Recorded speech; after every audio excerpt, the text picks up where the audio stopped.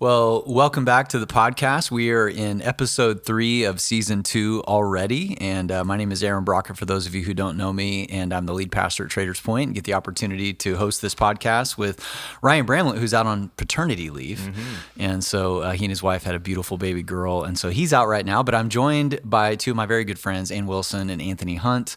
Ann works with our students. Anthony works with our kids here at Traders Point. And we are talking about that theme that we've been in throughout the whole season so far of influence. And in the last podcast, I had the opportunity of sitting down doing the scariest interview I've ever done with my 2 teenage daughters. And we talked a little bit about that dynamic. And I want to continue that conversation by talking with you guys about just influence in the next generation and what we see happening there. And so, guys, thanks for joining me on the podcast. Yeah, it's really, absolutely. We've been looking forward to this for a while. Yeah. So why don't we just tell us a little bit about who you are, your family, your role at the church, that sort of thing. So, Ann, why don't we go with you? Sure. Yeah. My family and I have been at Traders Point for 9 years. Wow. And I know because I was pregnant with my son and he's 9. So my husband, Kyle, he is a social studies teacher. And between the two of us, we've spent just a ton of time around young people in our careers. He teaches juniors and seniors, so his snark matches them perfectly. He is. He's got a gift at that. Yeah, so they love him. Yeah. We have 2 kids, Keegan and Eliza. And I've been, here on staff in multiple different roles. I think I have 9 name tags in my drawer. Wow. Done the first 5 years here, was in communications, both part-time and full-time, and then been in youth ministry here for 4. So, wow, yeah. That's amazing. Yeah. Anthony, what about you, man? Yeah, so we've got 4 girls at home with a 5th on the way, me and my wife, Emily. So all girls, and our oldest is 6. So 5 girls and 6 years for us. So we like to joke a lot. I was like, I'm with kids at home, I'm with kids at work. It's just like kids all the time. So it's a comfort zone. But I mean, if you can imagine, my wife is an absolute superstar, being, the mother of 5 girls in 6 years. It's wild. That's incredible. Yeah, that's really, really neat. So we're excited for that. Baby is due in December. So that'll be a lot of fun. Christmas time, baby. That'll be awesome. Wow. So I've been at Traders Point for about the same time as Ann. Been on staff since 2015 when we launched the North Campus, when we started this multi-site thing. So been in kids ever since. And so only a few name tags for me, not 9. My goodness. Mine have always said kids. So well, some of them are the same job, but just, one different word. Okay. Different, Yeah. I get it. Yeah, I've got a few name tags. It's just a different era. It's like, now we are this. Yeah, that's great. Yeah. Well, that's good. Well, guys, I want to talk a little bit about the next generation. Mm-hmm. So kids, students, I love this next generation. Mm-hmm. It's a generation that I think at times maybe gets a little bit of a bad rap. Mm-hmm. It's been said, I think we would probably agree with this, maybe the hardest time to be growing up, maybe in any generation, just with lots of different factors around that. Mm-hmm. But let's talk a little bit about what distinguishes this next generation. What are they known for and by? What do you love about this upcoming generation that you get to work with? Mm-hmm. I know I could go for the rest of our time here. I'll try to keep it brief of what I love about just kids in general. It's really neat. Yeah. Kids are growing up in a world that has never existed before, and parents are parenting in a world that's never existed before. So we're both, doing this together. And anyone beyond parents too, investing in the life of a kid, it's like, wow, the world is just so different. So, but kids in a lot of ways have always been the same in that they're the best of humans. They're joyful, they're curious, they have a natural inclination toward wonder and awe. Think about the freedom that it would take to see a puddle and just jump in it, of not caring what other people are thinking, just living life with joyful abundance. In so many ways, I think that adults always have more to learn from kids than kids have to learn from adults, because just the way they live their life, the way they believe the best in others, they have a joyful optimism about the future. And I think a lot about Matthew 18, one of my favorite passages, when Jesus is talking about, he answers a question from the disciples of who is the greatest in the kingdom of heaven. And he uses a child who's nearby. And he says, unless you change, it's interesting that he uses that word as well. Unless you change and become like a child, you cannot enter the kingdom of heaven. It's like, what is it about children, that represent so much of what we are called to be as people? Jesus points to humility specifically, but I think in a lot of ways, becoming a better grown-up looks a lot like becoming a better child, becoming childlike, not childish, but childlike, in that it's just softer, more gentle, more kind, things like that. I love that. Yeah. I love that. Yeah. And I would say I've heard you talk about this before, but like more open and vulnerable really are childlike traits. So yeah. And you touched on this just now, but I think the thing that I've heard about this generation is that there's not been as big of a shift since the shift from an agrarian to industrial, and now it's industrial to digital. And so parents are parenting a generation. They do not know how to parent in the same ways as that, you know? And so I think with that, though, the thing I, too, could talk about this for an hour of the things I love about young people and love serving them. I was in youth ministry right after college and then truthfully like missed it so much. I went back, did not plan on that. And then was like, I miss young people so badly. I love them because they're so innovative. And same what you just shared of there's a vulnerability, especially around faith conversations that adults are just harder. We're hard-hearted. We have more baggage. We have more stories of hurt, and not that they don't, but there is an openness to faith conversations, I think, that is underrated. I have a theory that I think when people say, like, I'm afraid of teenagers or teenagers scare me, I think we're afraid of who we were as teenagers or remember how hard that time in our lives was and put that on teenagers now of that time was really vulnerable and hard looking back. But it also is one of the things that makes them so fun. And I think too, they're just going to be really, really honest with you. When there's trust there, they'll ask you questions that might take a year of a relationship in adulthood that with them might take like 2 days. And they're like, so tell me about why God would ever blank. Right. Or why do you actually think the Bible is real? And I mean, because they have Google at their fingertips. So they're not just going to take one sentence for an answer. It's like, well, do you really believe that? Or, I mean, they're just going to keep pushing. And I love that. That you don't have to chip away at all the stuff that someone's saying in their body language. They're just going to be honest. Right. And I love that about them. Yeah, I do too. I think that I've got, how old are your oldest? 6. 9. 6 and 9. Yeah. And so the teenage years, it's just like this, it's this totally different era in parenting. And it's a lot of fun, honestly. I mean, I love just being able to like sit down around the table and to begin like processing ideas, and it's with them. And it's always surprising at times whenever they'll share an insight and it sort of startles you. You know, you're like, wow, like that's amazing that you have thought that or you've been processing that.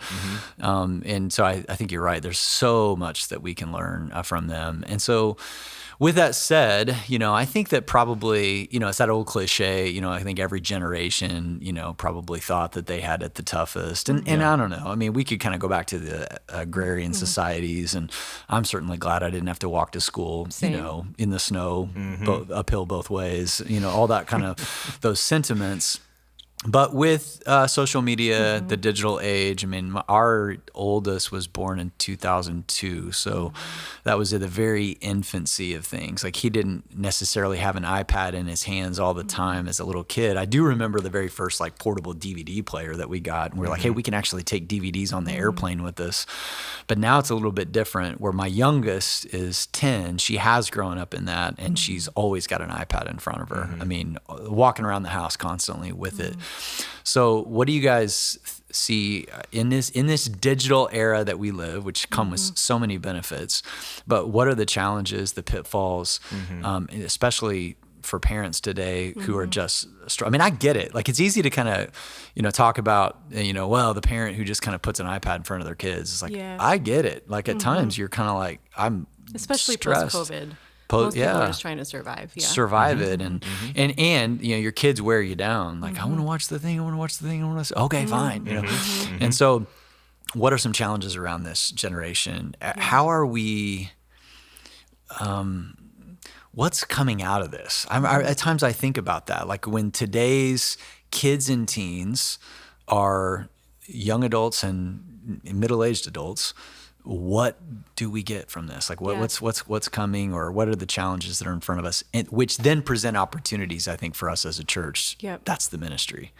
So just go, either one of you. Yeah, just a very small question. What is next in the next 100 years? So I'll talk about the opportunities I see first, because I think that it's important when we talk about faith to recognize that they have been used to publishing their thoughts almost their entire lives. And so not even just faith spaces, education spaces. I mean, most spaces have been created with a consumer in mind, and they are not. They are publishers. So they have been used to providing input, asking their own questions when they want, almost their whole lives. And so as in youth ministry, we're often thinking about how can we make sure that faith spaces represent what they are expecting, which is a place that they can ask their questions and provide input, not only consume. So I think that's a positive that they've been used to interacting and contributing. And that is something I think that we can lean into so much in the next 10 years that's exciting. I think the other thing with that is Fuller Youth Institute described this generation as the most anxious, adaptive, and diverse. So the digital age has produced a ton of anxiety and adaptiveness. They've been disrupted. You know, I think they're a disruptive generation because they've been so disrupted. And they are the most diverse because they've had the world at their fingertips most of their lives. You know, for a lot of us, we only had friends that were on our block or were in our school. They have been able to see such a global picture of life, for better or worse, from the beginning. And that also means that they don't have the same boundaries that we do as far as who they can be friends with and who they can be in relationship with. And I think all of those things present a lot of challenges, right? Of being able to share your opinion from the age of 11 without the benefit of a life of wisdom has its challenges. That's not to be condescending. It's just really the truth. You know, I can learn so much from people years and years ahead of me. Same goes for every generation. I'd say with diversity, I think the challenge for us as a church, I say this big C, is that they have been accustomed to that their whole lives. And so if they don't see that in a faith-based space, they're really confused by that. And I think that that just presents a unique opportunity and also a reality of like, we have to be mindful of that. Right. So, and then I think with anxiety, I think the biggest thing I would say is I just see it in terms of I think now parents are like, okay, what is coming of this? I feel the most empathy for oldest Gen Z, which is like 25, I think, because I do think they were handed an iPad, you know, without a lot of guidance. And I think parents now are like, okay, where is this going and what boundaries should we set up? And I think students are asking the same questions. I heard Jenny Allen talk about this, where she talked about how before giving her teenagers social media, her and her husband Zach would ask her teenagers to do, have you heard of this? A research paper about the impact of mental health on teenagers with social media. Wow. She said it has to be 5 pages, and if you do that and you still want to have social media, then we can together decide which ones you want to have. And some have and some haven't. But that way it started the conversation around mental health. Now she had the benefit of having teenagers after people were like, I think this might be, you know, affecting us in negative ways. But so I do see the anxiety for sure. But I also think it presents some opportunities because they are very accustomed to talking about mental health in ways that no generation has been. So what would you say? Well, no doubt. I would just say, I mean, my teenagers can talk about anxiety and mental health way better than my parents can.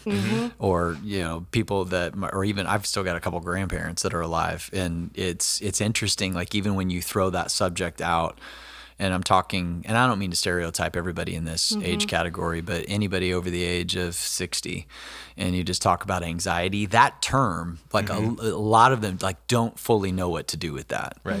Because even, I mean, I'm 46. I don't really remember growing up talking a lot about anxiety. I mean, we talked a lot about, I remember asking my mom when I was in the 5th grade, I was like, you know, because she had me reading all these books on adolescence and puberty and all this kind of stuff. And everybody kept talking about how it's like some of the hardest years of your life. And I was like, what is so hard about it? You know, and I was in the 5th grade. And I remember asking my mom, I go, is the reason why you're so stressed out as a teenager because the homework's really hard? And I remember she was like, well, that's part of it. And that was her only answer. Yeah. And so I just didn't, but the word anxiety, I don't remember hearing that.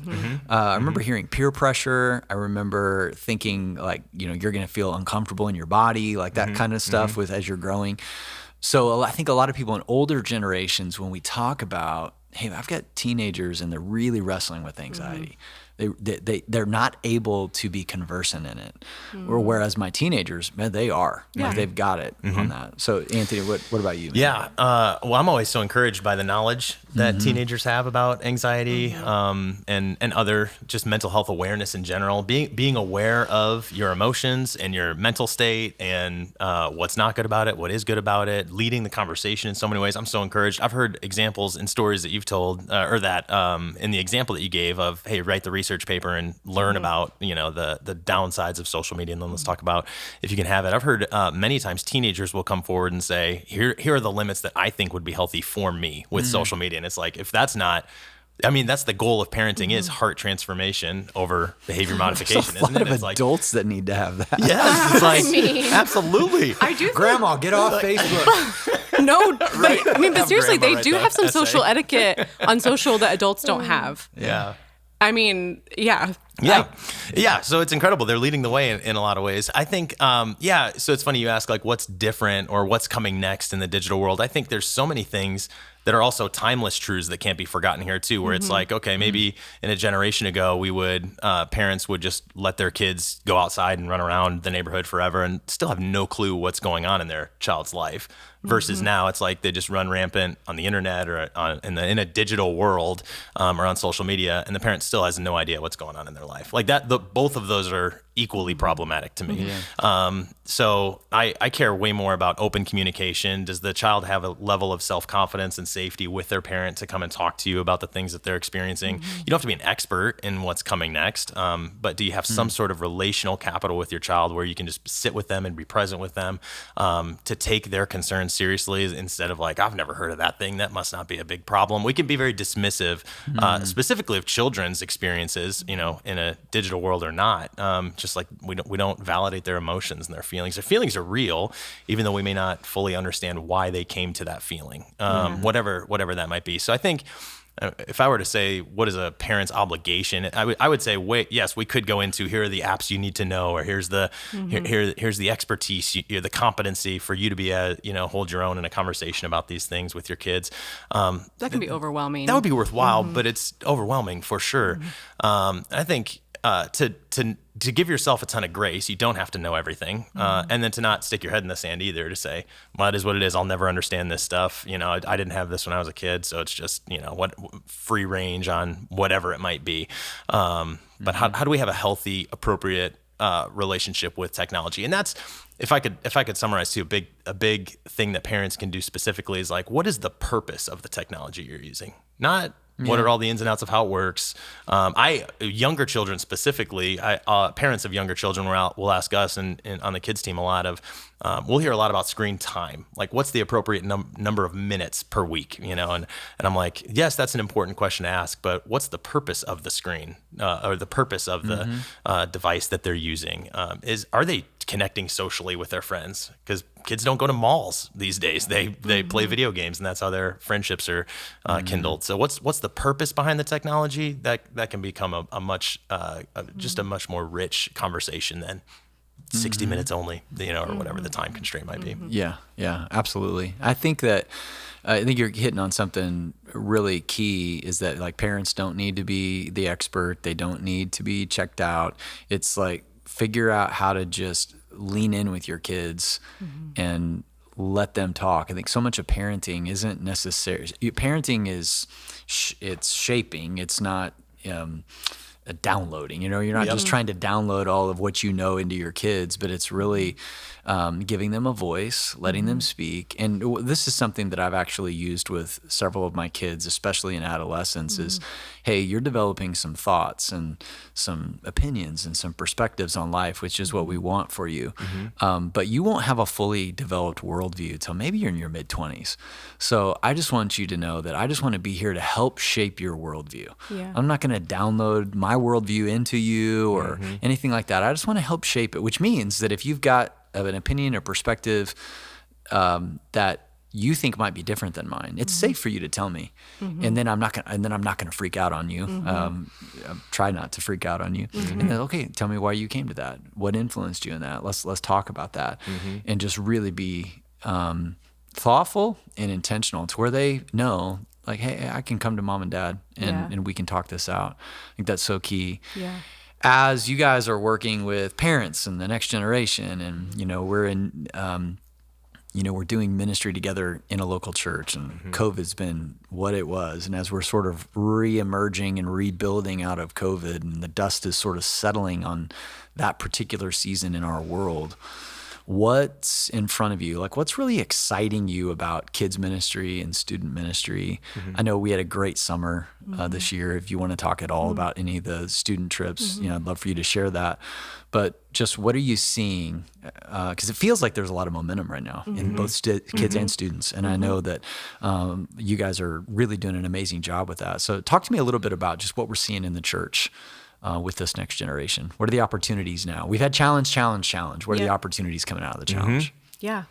I would love to hear about the trips and beyond. Oh, yeah, tell us. Well, thanks. I mean, I think that it does not go without saying, though, that kids and youth ministry can't be healthy if it's not really supported by leadership. So I know you know that, but it really does mean a lot. I'm excited about so much. I think that one of the things so when I first graduated college, it was 2009. I'm going to tell everyone exactly how old I am. I was just a little young child. And youth ministry then and youth ministry now are two completely different landscapes. And the reason I started thinking about youth ministry differently, honestly, was because I did it one way for so long and then kept seeing young adults walk away from their faith. Oh, yeah. And so what I mean by that is, when I was first in youth ministry, it was in the era of like, let's just keep all the teenagers in one side of the building. Nobody ever sees them. No one ever talks to them. And then when they graduate, they are going to know magically how to be a part of a church environment. The church environment, we've told them, is old and weird and gross. And it was. But it's like, oh, that didn't work. And globally, the statistics were staggering of 1 in 2 young adults were walking away from their faith between 2010 and probably still, number might be higher now. And so when I took some time off, when I became a mom, went part-time, and that's when I started working in communications, I was just praying and dreaming of like, God, this isn't working and what could be, thinking I was just going to be a part of it in some volunteer capacity. And then I just started reading every bit of research that would come out from Barna, from Fuller, and over again, the things that mattered so much in a young person's faith were intergenerational worship, serving a student, in other words, discovering what they bring to the world and then living that, and then an adult mentor that can speak truth into their lives like their parents would or in the absence of a parent, and then peers. And so the youth ministry model was have a completely different service for them where they're away from the church their entire adolescence. And then somehow all of those things that's not to dog anyone that's doing that still. I still think there's really valuable things in that. And we can do what we've done because of the way that our church has approached weekend services even. But for us, what I'm most excited about is seeing that come to life. Yeah. This past weekend, we launched 5 p.m. services again at a lot of our campuses and when we're recording this. And the purpose of students being in services wasn't because we just couldn't figure out what to do with them. Yeah. It was because we want them to be a part of the church now because they can lead the way in the ways that they worship, and they do, in the ways they worship and all of that. And so I'm most excited because I do feel like the future is just so bright. This generation wants to be a part of things now. They don't want to wait until they're 20. They know that they can be a part of things now. This past weekend, one of the students who just he's a graduated senior. He was a small group leader in the kids ministry for 5 years, baptized one of the boys from his small group, who, when that boy came to faith, said, I want my small group leader to baptize me. And he was 19. That's awesome. So, I mean, that to me is like the church becoming integrated with kids and youth. That doesn't mean there's not specific environments for them still, that matters.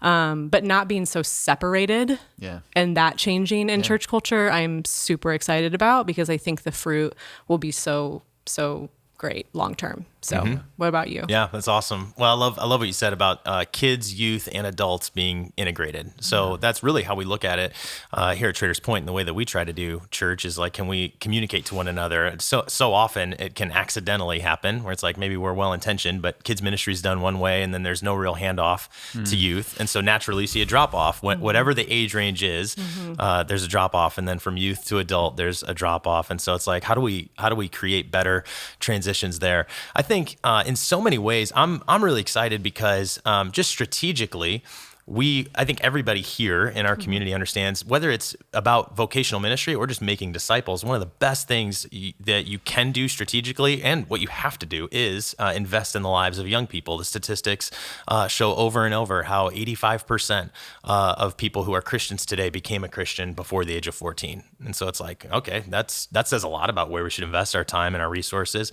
Our church, we exist to remove unnecessary barriers that keep people from Jesus. I'm becoming more and more convinced that so many of those unnecessary barriers started in childhood, or there's some thread in an adult's life that something happened or didn't happen when they were a child, where it's like, man, we're that whole adage of a pound of cure. How does it go? An ounce of prevention is worth a pound of cure. You know what I'm talking about there? Where it's like, I don't, but I'm excited that you introduced it. You were looking at me like, how does it go? Don't know. I started down the An medical ounce path. of prevention Listen, is a pound of cure. Great. Yeah. It's Sorry. Like, the idea is just a little bit of prevention, is worth way more than a lot of reactive fixing. It makes total sense. Thank you. Thank you. I will work that into my message this weekend. We're Please looking do. for it. Thank you. So. No, but that's the idea. It's like if we can prevent things from happening, prevent unnecessary barriers from being there, how much more can a teen flourish? Two things that I'm really excited about with all of that in mind is the way that we're investing programmatically in what kids learn. And so talk about that. Very similarly. Yeah, it's great. So I think a lot of people probably don't realize how intentional you guys are with our kids ministry programming. Yeah, certainly. We, growing up, the model has always been, and again, same thing, there's nothing inherently evil about the way children's ministry or Sunday schools or things like that have always been done, but it's grounded typically in a Bible story, and then we communicate the story to children, and we then ask them a bunch of questions to see if they retained the details of that story. So we tell the character, the plot, and it like seems well-intentioned because kids learn stories all the time. But you read some of the stories of the Bible, and it's like, this seems as fictional as any movie or thing that I know isn't real. And this is just another element there. And it's like, what we miss so often is do we really just want kids to live, grow up in a kids ministry and just regurgitate Bible facts? Is that the goal? It's like, no, that's not it. We're noticing why are teenagers statistically nationally leaving the church? It's like, well, they don't have a foundational knowledge of the character of God. They don't have a safe space where they can wrestle and doubt, where they have a healthy adult influence that's pouring into them.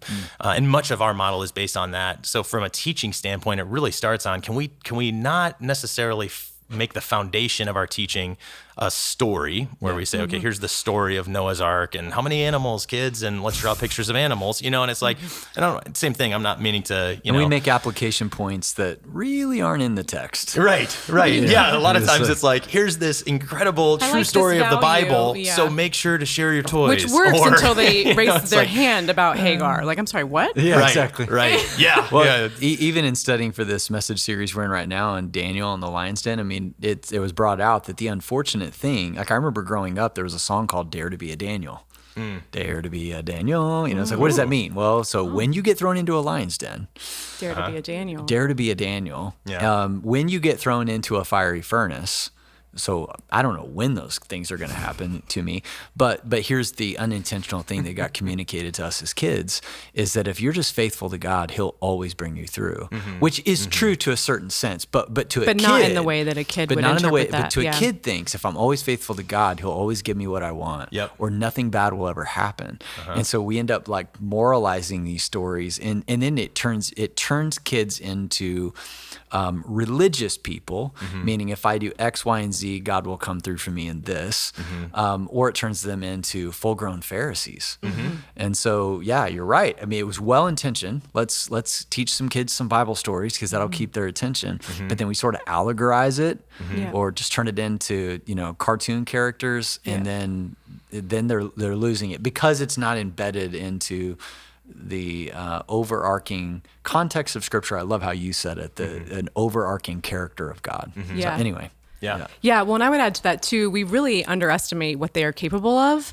And, I know this in kids ministry, I think you guys are just like, kids are capable of so much more. And the same with students. And that's the big question was like, can students handle being in main service? That's, 30-minute message, It's like they're in 45 minutes of calculus. Oh, yeah. Seriously, like they're reading Anne Frank in 7th grade. Yeah. That's kind of a heavy story. So, and I don't mean that. I mean it in jest, but also like they can handle it. Yes. We need to dignify them in what we put in front of them. Yeah. So I love that you guys have dignified kids in the way that you do. Yeah.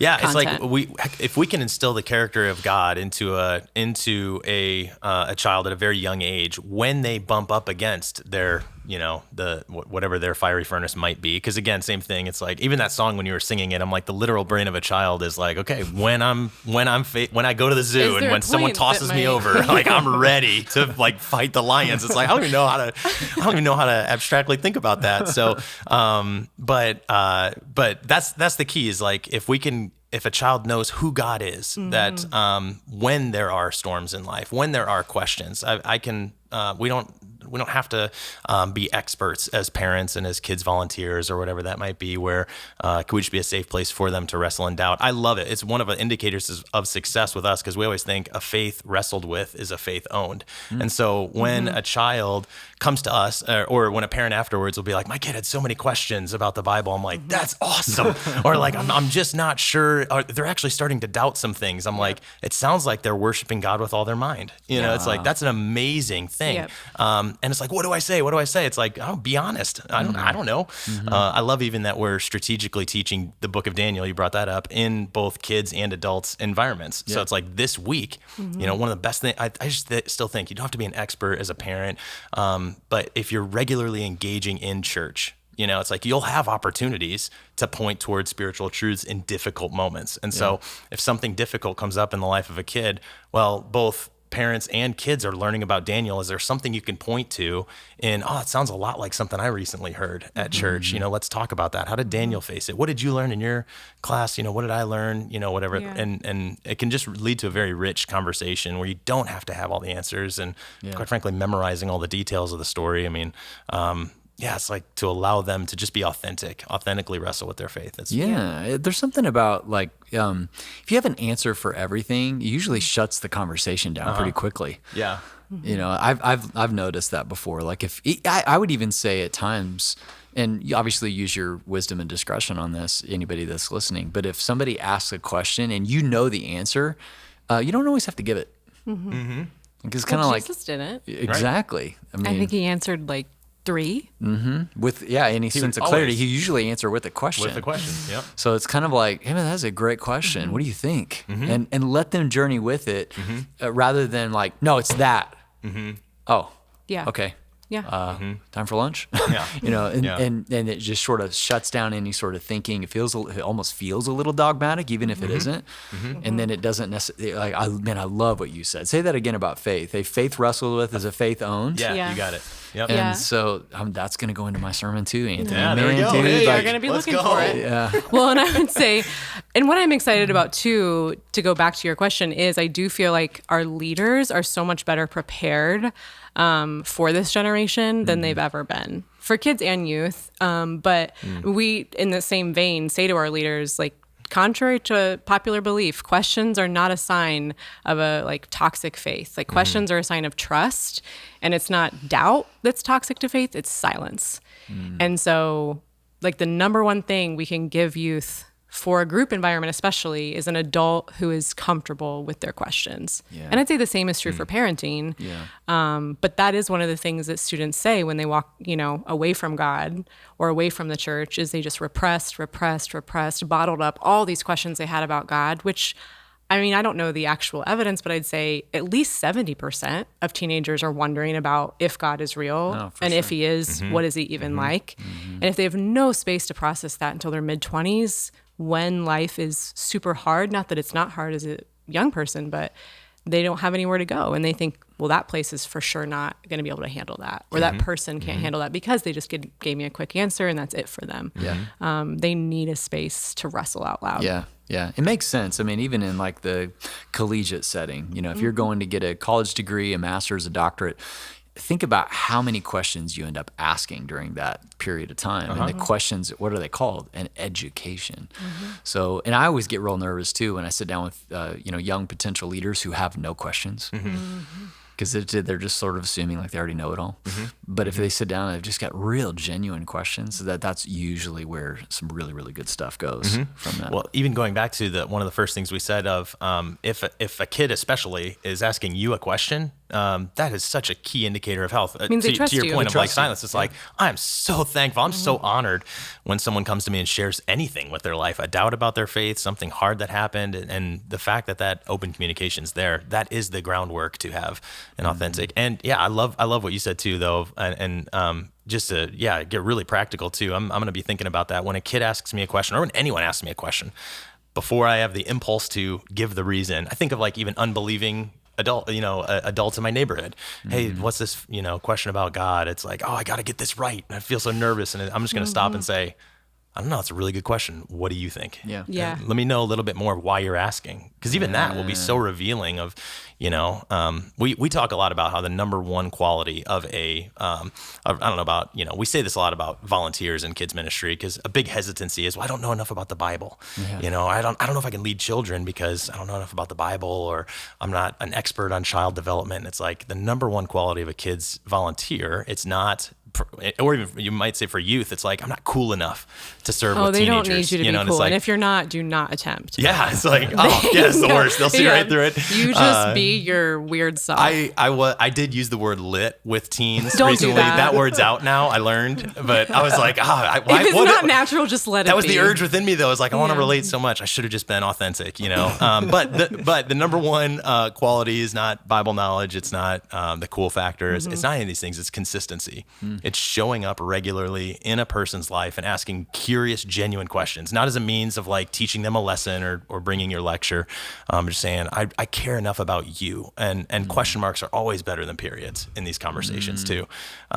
It's just so valuable. That's going to bring up something of, I could just think too, sorry for the rabbit trail here, but it's like, when one of my kids comes to me, I feel the instinct to give advice so often too. Maybe it's not a question about the Bible or what they're learning or their faith. It's just something they're wrestling with in life. I'm just really quick to give advice. And it's like, man, a question there would have been so much better because that would have unearthed maybe what they were feeling or what they experienced or why they were. It's just, I get so much more information. Well, and I would say too, just to thinking through a parent's lens, it's very understandable like why we get panicked and scared because we're like, I don't want my kid to not have faith or, but I think part of that panic is maybe some unresolved journey we haven't done that we're panicking like, well, I don't know the answer to this. Do I even, I mean, my son Keegan asks so many questions. He has since he was 3. And yesterday he just asked, why did God create people with like right-handed and left-handed like strength? Yeah. And then the week before he was asking me like,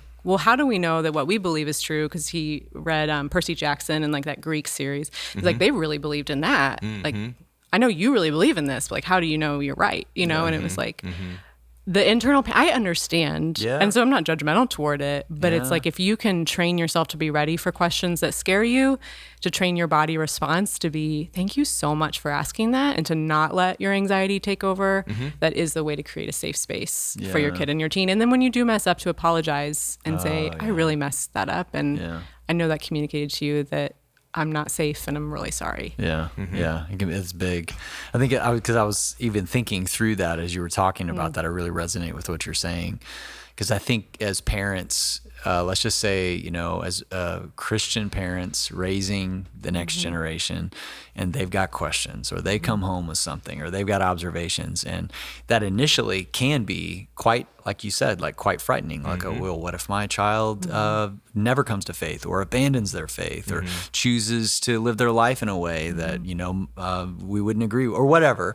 And then they ask a question, and you immediately, like, I found myself doing this, like almost like want to pounce on it. Yeah. Like it's almost like instead of a genuine opportunity to help them grow, you almost see it as a flame that could burn the house down. Yeah. So you're like, I got to answer that. And you snuff that out. And don't ask it again. Stop You believe in God, it's fine. We all do. Pass the corn. Yeah.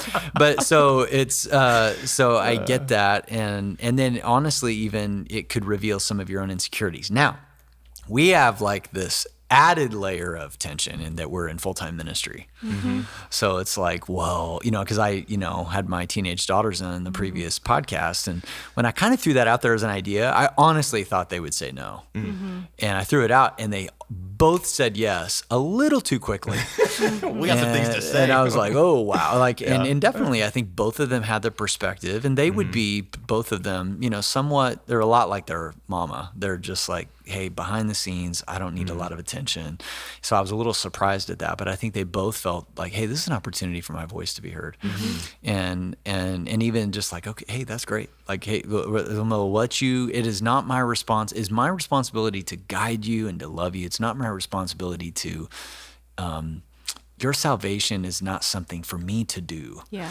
I'm trying to cultivate you towards Jesus, but it's not for me to do. And like, if I can, I think I said this in the Daniel series this last week as we're recording this, like if you can argue somebody into faith, man, they can be argued right back out of it. If you just make it a thing of debate. And so what you want is a relationship, and relationships always come with questions. Yeah. It's like really good friendships, your spouse, family members, there's going to be ups and downs to that relationship, which makes it stronger. And I think the same thing is true in our relationship with God, which is why, God is secure in and of himself. He's not freaking out. He's not worried. I love it when Jesus is talking to the rich young ruler. And he's just like, hey, go sell everything you have and give it to the poor. Now, do you have to sell everything you have and give it to the poor to follow after Jesus? Like literally? No. The answer to that is no, because we know that from other things in Scripture, our salvation's not tied to material possessions and that sort of a thing. But what Jesus knew the idols that had captured his heart. And he was saying, hey, and the guy's like, man, I can't do that.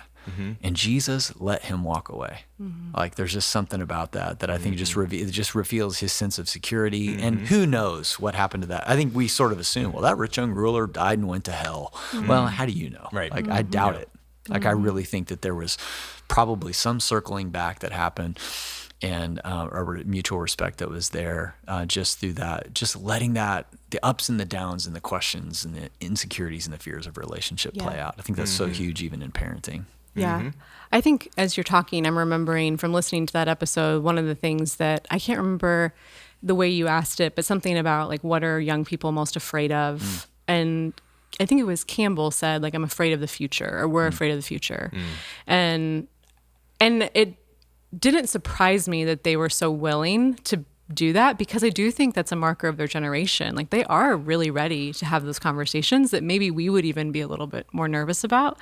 But as she said that, it reminded me of this book that our youth team is reading right now, or just finished, called Seen. It's like less than 100 pages. And it's all about how to heal despair and anxiety in kids and youth through the power of connection.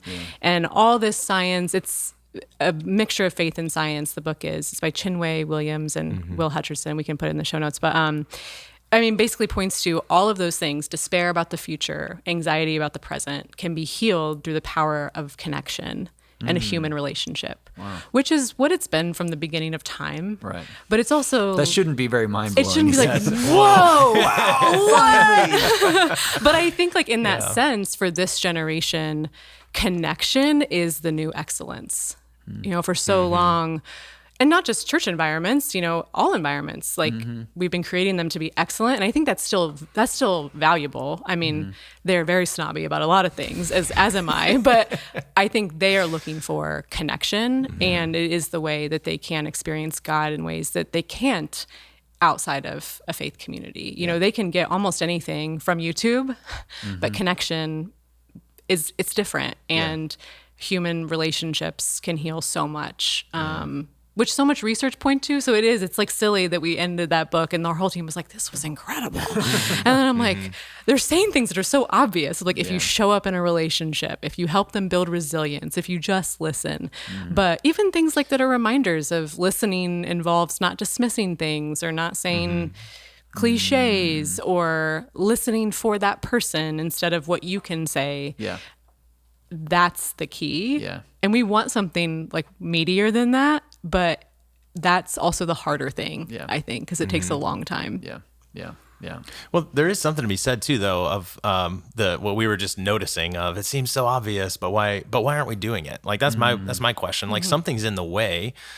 Is it that we're so busy and so hurried, and our schedules are so jam packed that like, do we actually prioritize connection? I think that's a really good self reflection that I'll be thinking about after this. Is when I look at my last week, did I have any level of intentionality in the everyday moments? Like, am I moving slow enough in life where I can actually stop and have a spiritual based, gospel centered conversation about whatever's happening? Or is it like, I don't know, I could think about, I know Deuteronomy 6 talks about the everyday rhythms of life, instilling, passing on the faith to your children, repeating them again and again, taking hold of these commands wholeheartedly, and then using the everyday moments to pass those on. When you get up, when you lie down, when you're at home, and when you're on the road. When I think about when I get up and lay down, for instance, it's like, what is my morning routine with my kids? What's my bedtime routine with my kids? Like bedtime routine, I'm exhausted at the end of the day, and I'm prioritizing myself. Yeah. And so I'm like, let's get to bed as soon as possible. I don't have time for connection. Like I can actually see how it breaks down in my life. And so that reveals some things. Like parenting is so sanctifying in that way too, where it's like, man, isn't God so kind that he would give me a reminder every single, for us right now, I mean, we've got 4 kids, like I mentioned, 6 and under. So it's like bedtime. Wow. You'd imagine how difficult that is. And, but it's just a daily reminder of like, oh, I have to really fight for and prioritize and probably say no to really good things so that we can slow down enough to have those moments of connection in our day-to-day. Yeah, that's such a great observation and a great like segue into just like one last question I'll ask you guys. What if, a parent right now listening to this, and maybe their parents, little kids trying to keep their head above water, maybe teenagers, or they've got grown kids, and there's kind of like, man, I wish I would have read that scene book, 10 years ago, or if that would have been around, or I feel like I've really blown it, or we've gone through a divorce and we have a mixed household and this is just doubly challenging, or I don't get time with my kids as much as I would like. What do you say to the parents who just really feel like they've blown it and maybe they feel like the opportunity's been lost? Like what do we do there? What I would say is give yourself grace. Yeah. It is truly never too late. And I'm not just saying that because it's hopeful and it's, optimistic and, just as a reminder, it's like we are not perfect parents. And God never expected us to be. Like these are his children, if you look at it that way, where we're stewarding imperfectly and we're all being parented. I always think of that in like tough parenting moments, like everyone in the room, adults included, are being parented by our Heavenly Father in that moment. But give yourself grace. And so it goes beyond just like spiritual cliches, because when you look at brain science and neuroscience, the brain can be rewired. Neuroplasticity tells us that the brain is moldable and it's plastic and it can physically change with the experiences that we have. Like the brain can actually rewire itself no matter what that your children have been through. And so it literally is never too late. Like we can always grow and get better. I even love this. There's one study that showed that to instill a positive character trait in your child, you only have to get it right 30% of the time. Now, you need to be consistent. You need to repeat it. It's worse than an F. It's like half of an F. It's like 30% of the time. That's it. But that does infer that you're doing it repeatedly and consistently. So that is important. But that's it. Like you don't have to get it right every time, and your kid will pick up some things. Kids always learn more from observation than they do information, and so if they see you trying to grow, and then I would just say this too, that no matter any of those scenarios that you just painted, or any parent that's like, man, I hear a lot when we do parenting talks. That's like, that's really great to hear. I wish I would have heard that 20 years ago. And I always tell them, it's like right now, if you have grown children even, you can spend time with them. Like start now, take a step of intentionality. Kids, no matter how old they are, spell love, Time.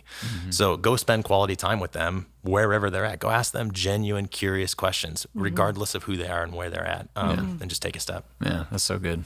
Yeah, the only thing I would add, and I mean this in the most non-cheesy way, because I've really experienced it as an adult, in my relationship with my adult parents, is that God is the God of redemption and restoration. And so on this side of eternity, he does offer so many possibilities of restored relationship, but it does not come without usually some human effort. And so I think I would just say, I mean, number one, like give yourself a moment to grieve what you have lost and the time that you have lost with your kids, that you would do something really differently.